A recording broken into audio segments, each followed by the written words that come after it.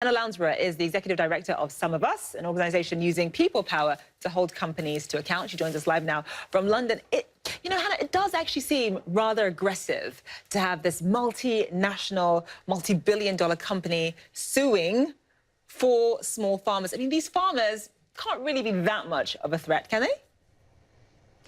We don't think so. I think some of us members feel that, this is a really good example of a very large corporation taking on very small, in many cases, family-run businesses and going after them for amounts of money that are kind of spare change to a company like PepsiCo, but can be absolute ruin for, for a small farmer.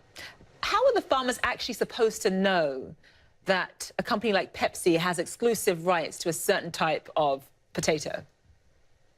Well, I mean, I think this is exactly the question that some of us members, would ask, really. And it sort of highlights the way in which it makes it's a bit of a nonsense, really, when these huge corporations seem to own things like seeds or water supply, these sorts of things, which, to most people's way of thinking, really belong to all of us. So, we're not surprised that the farmers, didn't really believe themselves to be doing anything wrong, and that this lawsuit has come as a huge shock and is completely overwhelming.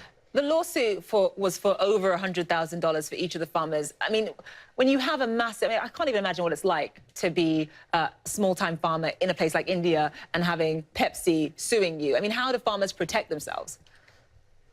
Well, I think it's difficult. I think we're seeing civil society in India has really come forward to stand with these farmers and challenge the behaviour of PepsiCo in this case, but also, similar corporations. You mentioned Amazon in the introduction, who've also been accused of doing things which are really damaging many Indian domestic operations. And I think there's some evidence that the Indian government is taking steps to regulate, but these are tough questions to answer, because it is critically important that, we don't end up in a situation where a handful of companies are, owning the seeds that we rely on to produce our food supply, or, are responsible for almost all the business that gets done online.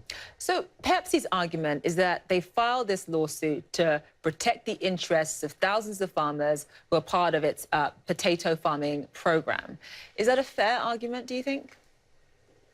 I don't think so, really. I mean, I think, you asked a good question at the beginning, which is, how are they supposed to know, really, that these seeds are sort of, they belong to somebody else? But I also think that, arguably PepsiCo is really setting up a relationship of dependency between some of these farms with whom it has its farmers with whom it has its cultivation programme.